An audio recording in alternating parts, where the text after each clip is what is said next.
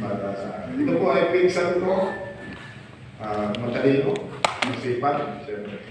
Producer Robert, marami ba kami si Hannah Lois, Francisco. Masipag po ito.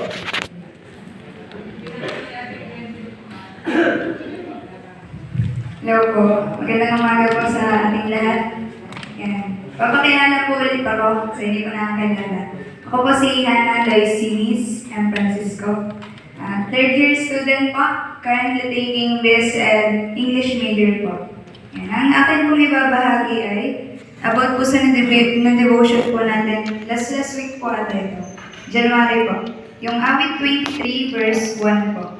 Si Yahweh ang aking pastol, hindi ako magkukulang. Maiksi lang po yung talatang yan, pero super dami pong idea na pumasok sa akin. Tapos yung pong pagpapala ng Lord, parang inisa-isa ko po, last year po. Yan. Ang mensahe po ng Diyos sa akin ay, ang Diyos ay ang ating pastol na nagpapala at nagkakaloob ng ating pangangailangan. Dahil ang Diyos ang pastol ng ating buhay, tayo naman ang tupa ng kanyang responsibilidad. Hindi siya nagkukulang sa mga taong nagtitiwala at nananalig sa Kanya. Lagi nating maasahan ang Panginoon sa ating buhay. Nandiyan siya upang tayo ay samahan at tulungan. Dahil din ang role ng isang pastol na nag-iigid sa kanyang mga tupa. Nararapat siyang pasalamatan sa kabutihan niya sa ating buhay. Ang kanyang kagandahang loob na di mabilang sa ating buhay ay isa sa nagpapatunay kung gaano niya tayo kamahal. Tapos sa buhay ko po, ako ay patuloy na magtitiwala sa Diyos na pastol ng ating buhay. Ang talatang ito ay mas naranasan ko noong nakaraang taon at mas naunawaan ang mensahe ng talatang ito. Tunay na ang Diyos ang nagpapala dahil siya ay sagana sa lahat at never nakulang sa aking pong buhay. Kailangan lamang natin magtiwala, manalig at mas magbigay ng oras para sa gawain niya. Ang pagiging positive thinker at pagtitiwala sa mga gawain ng Diyos ay nakatutulong upang hindi tayo mabalisa at huwag magpadala sa mga problema. Ayan. Tapos nandito po yung parang isang quote. Hindi ko kailangang matakot mamuhay dahil meron tayong pastol na gumagabay. Ayan. Share ko na din po yung parang testimony ko last year. Noong po kasing last 2024, parang hindi po ako ganun ka-active. Ito pong pakalahati na mga bandang October po siguro yun. Pati po yung worship, minsan po ina-absentan ko, pero nag-nanan po ako ng live. Parang lagi po akong replay last year. Tapos medyo nadala po ako ng problema na about po sa financial. Dahil ilang buwan po akong walang kita, ilang buwan po akong walang permanent na sideline kasi mahirap po pag wala dahil ako lang po yung gusto na mag-aral ng college.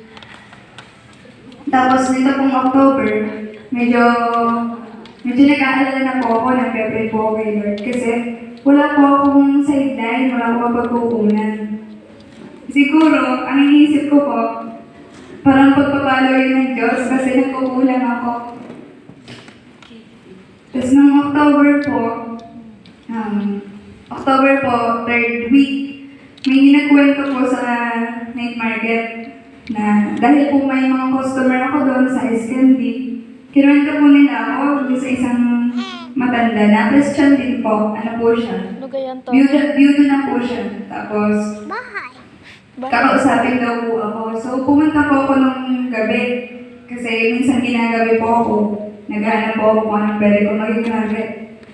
Tapos, nung kinausap po ako, sabi niya po, magkano daw po yung tuition ko para na-interview po yung buhay ko. Ganun po. Kasi po natutuwa daw po siya sa mga working student. So, ako po, parang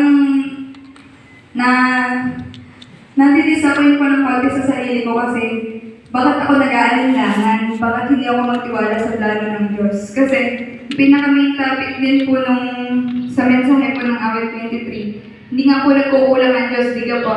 So, dapat po tayo magtiwala sa plano niya. Tapos yun po, nung nakausap po ako, forward ko na po. Sabi niya po, siya daw po magpaprovide ng tuition ko ng last sem, third year hanggang fourth year daw po. So, laking tulong po nun. Tapos, After po nun, binalita ko po sa mami dahil. Then, yun po. Umiyak po ako noon, hindi ko po alam po nakita nila. Tapos nag-pray po ako, nagpasalamat kay Lord. Kasi, kahit po may pagkukulang ako, ang Diyos po hindi po talaga nagkukulang. Tapos, yun po, isa pong biyaya yun sa akin ng Lord last 2024 na yun po yung inaalala ko na nagbibigay po ang Diyos, hindi po siya nagkukulang. So, dapat man lang po, umawi ako, magbigay po ako ng oras lalo para sa kanya. Dahil pinatutunayan niya po na siya nagpo-provide po ng lahat. At kailangan ko lang po magtiwala sa plano niya. Yun po. Thank you po.